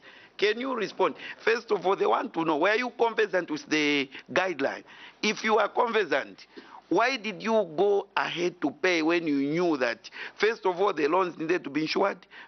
Second, there was an age limit. Sorry, Chair, the internal auditor is only 2 days in office, so maybe she may not be. Okay, PS, can you direct this question to the appropriate personnel, please? Yes, Chair. Allow me to maybe direct the question to Director Youth at headquarters to help us answer the question. Director, can you proceed to respond? Chair, if the Director of Finance is struggling to answer the question, I find it very difficult for me to put answers to that question, not sounding insubordinate, but I must hasten, sir, to committee members to mention that we are taking appropriate measures. We have seen these gaps, having seen the observations of the Auditor General's report. And I think appropriate steps are being taken to, one, review and identify problems in the guidelines. Because we set the guidelines that work against us. We have to be cognizant of the audience that we are dealing with. If we are setting certain issues in the guidelines which we are unable to implement, we stand to face this kind of challenges. And that's a more reason why when I started, I mentioned that there wasn't enough time taken to look at the guidelines that they are being set. Hence, it is very difficult to look at how best this can be implemented. And we are going forward to review and... There's a point of order. Honorable Mfalali, what's the point of order? Point of order, I'm at sea, like my brother here. The director is now telling us that the guidelines were working against them. How? How? Their own guidelines. Their own guidelines were now working against them. I think then I don't know. Because these are guidelines that came from your ministry, sir. And they cannot work against you. Put those guidelines in order for you to put up checks and balances within your system to ensure that you do the right things. There are no excesses. But in this case, there are excesses. You see what is happening here, Chair? Like the director here is saying, for him it was just because the list. How an accountant, you get a list from Lusaka, you are told to pay, you are just going and say, oh, Likando Mufalali, 20,000, give him. Just like that, the director, you are an accountant and you are just saying it's okay, pay him. Ha! In Uganda, people are going to be waiting for you outside here to lock you up. Order. Accountant General, maybe with your indulgence, I think, maybe try to explain to us actually whether your Director of Finance is because to us it's misleading the committee now. I mean, can you shed light on the procedures? Chair, the procedures of making a payment are very clear. Any person who is involved in the signing of a payment must ensure that what he's paying is correct, is supported by the relevant laws and regulations, and it is at that point, once you have you are explicitly sure that what you are about to pay fulfills those areas of the regulations, the law, and it has passed the test. So in this case, there was an age group that was set out in the guidelines. So even at the point of payment, you are supposed to counter-check in terms of, are these youths that you are paying in terms of the age group? And that's when maybe you can allow that payment to be cleared and then dispersed. So, yeah, my director has actually admitted that there was lapses by him in terms of this program that was being implemented. He didn't do a due diligence in terms of clearing of this payment. So I think the onus now remains with the committee to forgive him for his omission. Chair. Thank you, Accountant General. Honorable members, I think we have labored enough on this question. In the interest of progress, I would propose that we move on to C. That is, I think we have a position on this matter. Yeah, so we have to make progress, honorable members. Let's proceed to C, infrastructure development, failure to complete projects and poor workmanship. Honorable members, you are free to ask questions on this item. I don't know how even have to refer to you, Honorable Chair. It's fine. Chair to chair. Now I don't know. Thank you, Chair. I think mine is just a PS, a word of caution that we are here for a very serious business, and our role is to provide oversight. And moving forward, we don't want to entertain such behavior from officers who are conferred with this duty. I think it's important, in the midst even of political pressure, it's important that things are signed for, or put a disclaimer and say proceed, but this is my, so that as and when you come to appear, we'll say yes, this officer tried. Because we've had officers who were even transferred based on them refusing to carry out certain things which were not according to the regulations. And we don't want to see these things happen again. And as again you appear, you come and give us an excuse. No, there was pressure, it's an oversight on us, so we'll see moving forward, government is losing funds. Yesterday we were dealing with a particular ministry. It's like business as usual. Money is lost, we deliberate, recommendations are done. Again, you come and appear and explain to us. I think it's important that you put your house in order moving forward, even as we progress. Thank you, Chair. You can proceed. Honorable members, let's proceed with item number C on infrastructure development. C.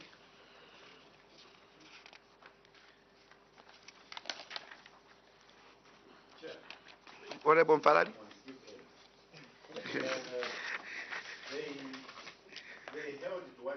Speak through the mic, Honorable Mfalari. Thank you, Chair. Thank you, Chair. I'm on steep ends. They held the director and the team and the PA controlling officer. They held close to one, actually not close, 1,180 something. It's there on the 1 million plus for steep ends from last 2021. They only paid, I think, maybe last week. Where was the problem? Why did you have to hold these monies? I submit, Chair. Yes, take up that question. Thank you, Chair. Honorable is referring to the 1,118,500 kwacha, which was paid in September and October 2021. Allow me, Chair, maybe to request the Provincial Youth Coordinator to give the response. Provincial Youth Coordinator, can you proceed to respond? Thank you, Chair. As our response, at that time, management was still reviewing and verifying these files. That's why it took so long. So the auditing section was still going through each file one by one. I submit. Honorable members, follow-up questions, or we make progress? Honorable Chairperson. Honorable Youth Coordinator, switch off the mic. Chairman, I'm labeling now to understand. Is that the reason why it delayed, that they were looking at file by file to pay? Or maybe I didn't get the submission correctly? Youth Coordinator, can you put clarity to your response? Thank you, Chair. Yes, partly it's because of the audit process, because there were certain documents that were required, which were now being collected and helped to make sure that the payments would go through. Let me, Chair, maybe also refer to through PS. No. Chair, there's a point of order. Can you switch off your mic? Honorable Mfalari. Point of order, Chair. But these stories that you are giving us do not add up, Coordinator. The question is straightforward. The monies that you are talking about accrued some time back in 2021, September and October 2021. That's when they accrued.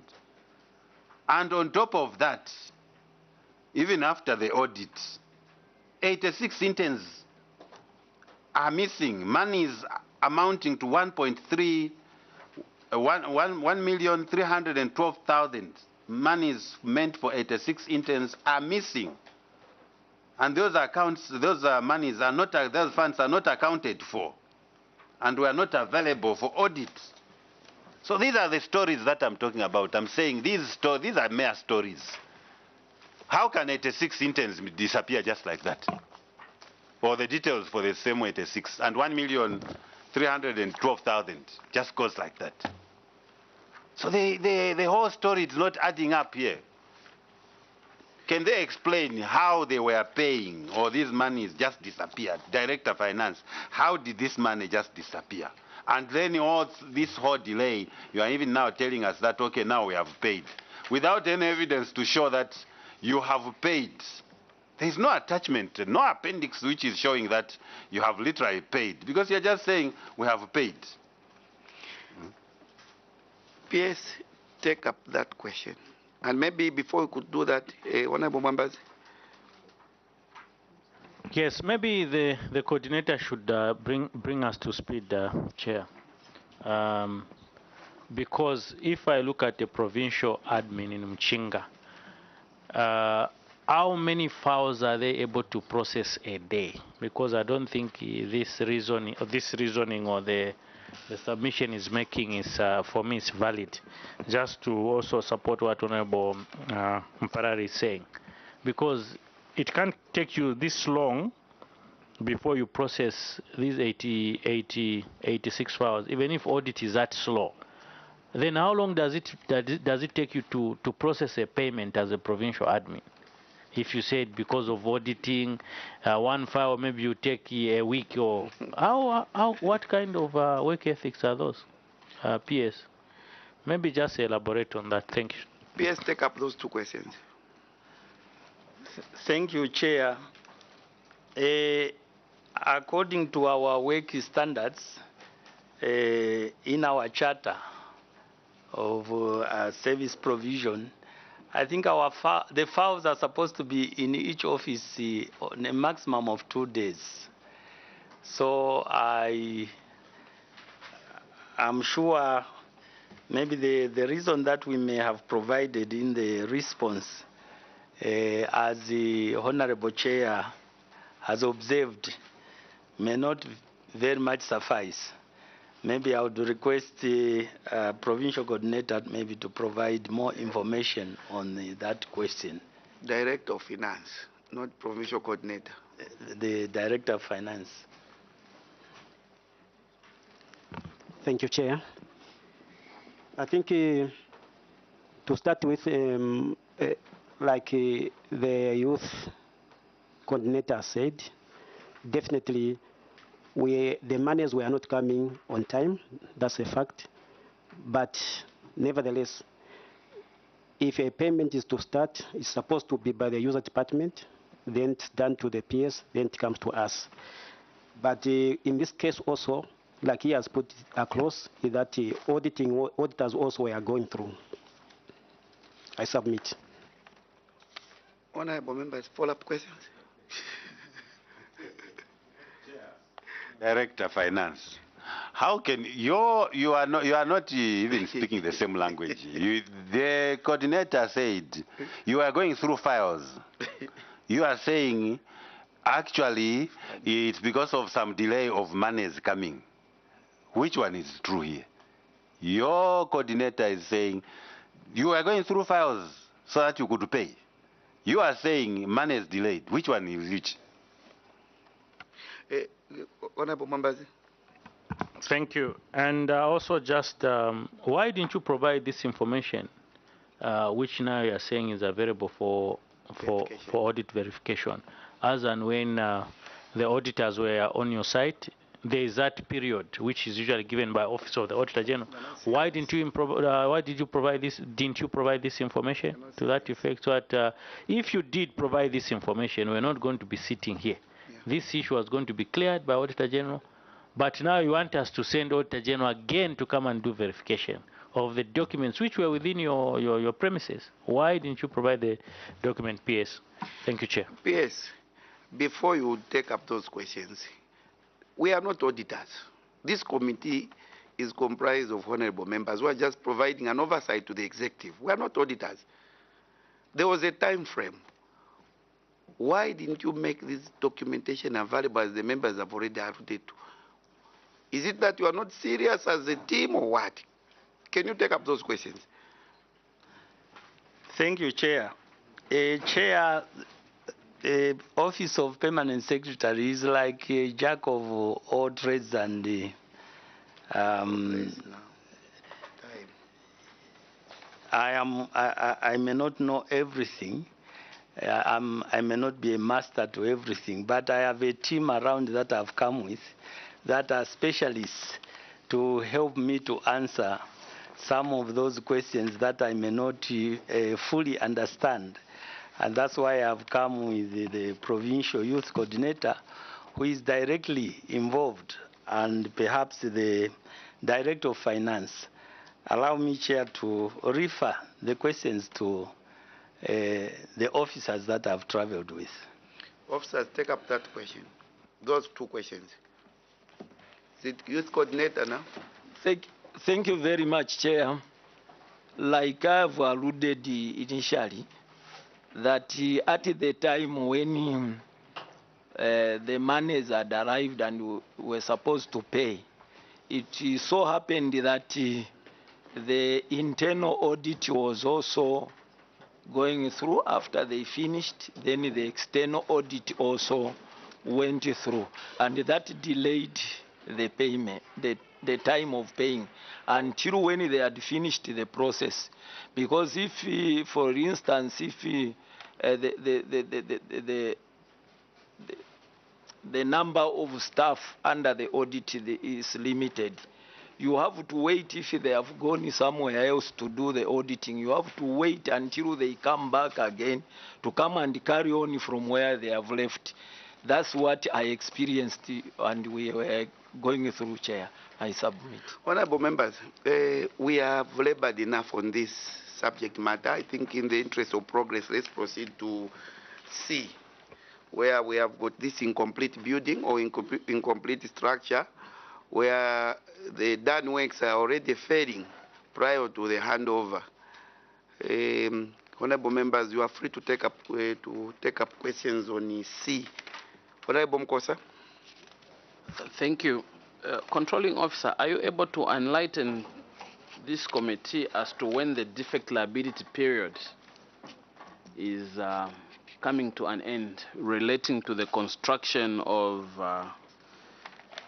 the Civic Center for Chinsali Municipal Council? Honorable Mkombe. Sorry. Oh, sorry. Yes, speak through the chair. Controlling officer, can you clarify to us whether this building was partially handed over or fully handed over? Is it also tenanted by the Chinsali Municipal Council? And if it was handed over, when was it done? So that we begin to appreciate what was done. Thank you, Chair. PS, take up those two questions. Thank you, Chair. Allow me to say that the structure was actually partially handed over, and this was due to pressure of accommodation that we faced as a province at the time. Chair, you may wish to know that the province is relatively a new province. It was just created, and that office accommodation was a very, very big problem, whereby officers were sharing one office block, perhaps 2-3 departments. So when it was seen that the contractor was actually delaying in completing the building, it was decided that partial handover be done so that the structure could actually be occupied while waiting for the other works to be completed. As to the time when this partial handover was handed over, allow me, Chair, to invite the provincial infrastructure officer to give more information. Provincial infrastructure officer, can you assist the PS? Speaks through the mic. Thank you, Chair. I would take up the question when it was handed over. The partial handover was done because of what the controlling officer has alluded, and it was done on 18th March 2021, and the defect liability period is ending in it was supposed to end this year, 2021. 2022. Yeah, I mean 2022. But the communication to the contractor was done later. The reasons are that the time of beneficial occupants, when they shifted into the building, it's contractually that we have handed over the building. So the contractor claimed that let me get the partial handover. So the handover that we're talking about here is not a full handover, but it was a partial handover, indicating that at this time it can be occupied, and the building has been operational and being used by the municipal council. Yeah. Thank you, Chair. Provincial infrastructure officer, switch off the mic. On page 10 of the submission, there are several defects that were noticed. In fact, on page 9, you can even see the walls peeling off, the paint is peeling off, although it's in black and white. Did you have a quality control management team during construction? Were these works certified? And if certified, were they paid for? Yes, take up that question. Of course, no, sorry. There are more questions. Honorable Mkumbi and Honorable Mwambas, in that order. Thank you, Chair. I'm also wondering how an engineer would enter into a defect reliability period when so much has not been done. You have leaking roofs, you have everything, just almost everything. I'm looking at the water reticulation, no telephones, elevator not done. Now you've entered into a defect. How? On an incomplete building? Or is it just the partial part of the building that has been handed over? That's where this reliability period is applied. Or it's on the or building which is not completed. I submit, Chair. Thank you, Chair. The provincial works officer, if I'm quoting you correctly, are you the one who was certifying these works? That's my question. I want to know what's certifying these works. Of course, provincial infrastructure through PS, can you take up all the questions? Thank you, Chair. I'll start with the question which is the quality control and where these works paid for. Yes. Yes. I should mention that these works were paid for, and the major reason of these defects emanating after the payments is due to delayed payments to the contractor. I should Order. Mention. Order. Infrastructure person. Before a building could enter into a defect liability period, failures are already, it's already manifesting failure. How do you connect failure to payment? The works that on already done works. Take up that question. Chair, I should mention, Chair, I should mention that there were two payments which were raised to the contractor, certified. The first one was certified on 8th June 2027. This one, 2017, sorry. This one was not honored, and the contractor reduced the workforce. And it was at this time, when the project was just okay at that stage, Again, we raised another payment with little workforce on site because the contractor was working on the project. And then we are talking of another one being raised in on 26th November 2018. Meanwhile, the other one has not been honored. Structure personnel. You are not responding to a question. What were you certifying? Against what? Because the works, when you say works have been certified, which means they were meeting the spec. Exactly. And standards. Yes. Listen, let me finish. Then you certify works within a short period, they start manifesting failure. I asked you one question. Did you have a quality control mechanism and team on site during construction? That's what I'm trying to ask. Yes. If you had, can you lay the evidence on the table on the test that you conducted on the aforesaid works? Yes, the quality control was there, and the team of engineers at the office were there also to inspect. Yes. And we didn't come with such, but can be available. Honorable Ferrari. I'm raising a point of order on the engineer on the floor. Engineer, what is being requested here is certification of the works to prove that the works were good. You certified yourselves. So where are the certifications? Lay them here on the table. We want to see what you certified. This is structure as far as we are concerned. Even yourselves, after you were doing the inspections, you listed those things that you are talking about in this report, that they were all defects. Now we want to know at what stage were you certifying certain things? What were you certifying? Bring the certification certificate on this table. We want to see what you certified yourselves. In taking up, in fact, Honorable Mfarara is just an emphasis. There is a question which came from Honorable Mwambaz, which hasn't been responded to. So you, in that order, you respond to the question of certification. What really you are certifying? And you should lay the evidence on the table. We need test results that compelled you to pay.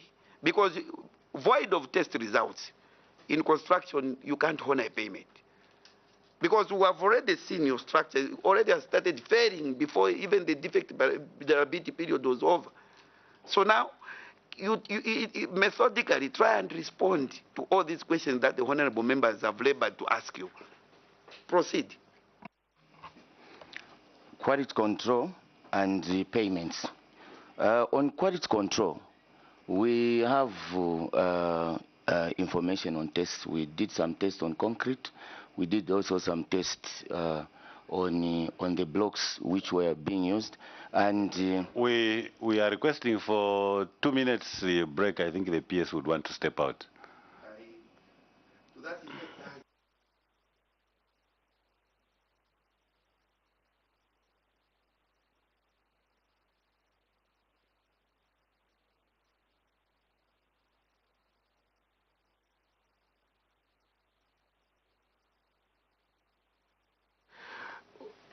Honorable members, I would like to adjourn the session to the afternoon now, but prior to doing that, let me lift the immunity which was ushered upon UPS, and that now I allow you to go. You are free to go. Time will revert back here by 15:30. That's a practice. Thank you, Chair.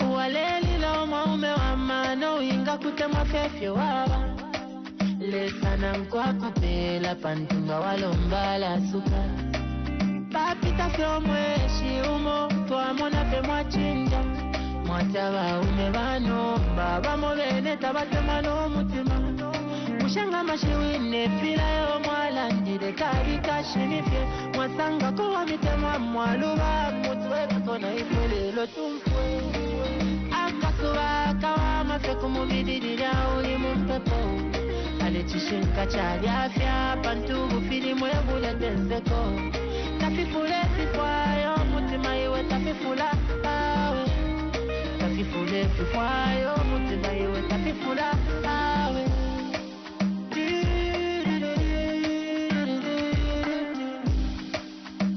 Kashafule po apuila masambili logo Nchito tashimoneka Wajesho kupushenga takasanika Lesa akwimya Kalibadika nomba niwe bwana Fyali chinja niwe baya Walila benshi kushida wale chula Alando vwechi kongo na ine pantusha ishiwa mutife fofwa Alaka suwa kawa mafeku mubidi nilia uli mumpepo Alechishinka chadi afya pantubu fili mwebule tenseko Tafifule fifwayo mutima iwe tafifula awe Tafifule fifwayo mutima iwe tafifula awe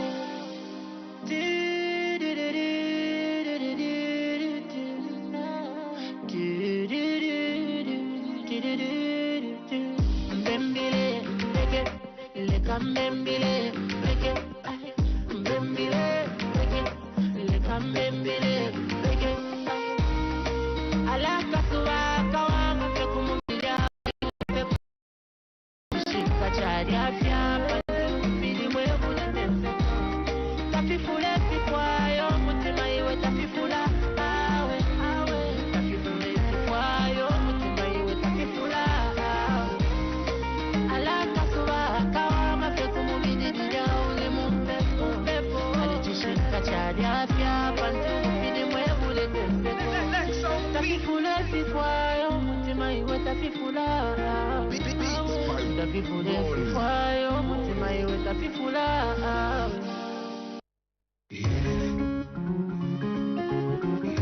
The MP take over.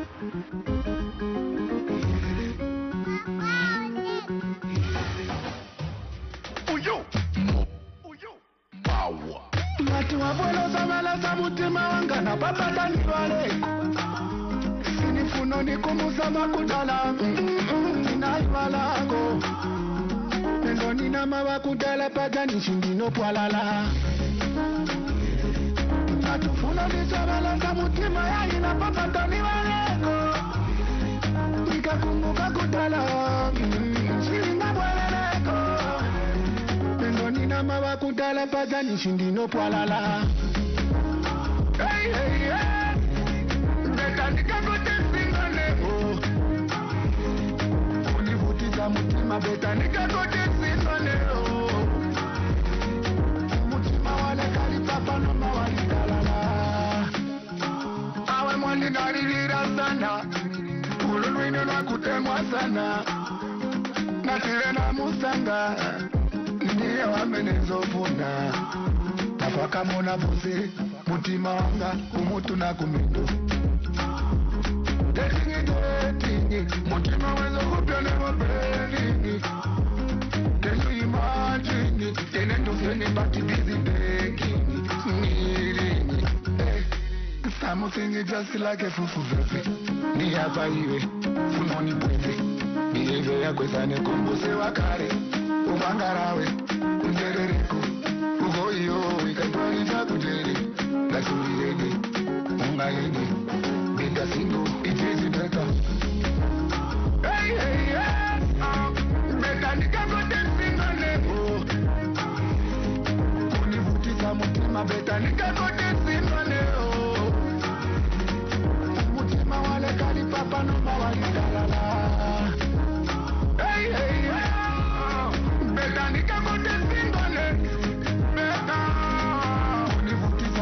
mabeta nikakoti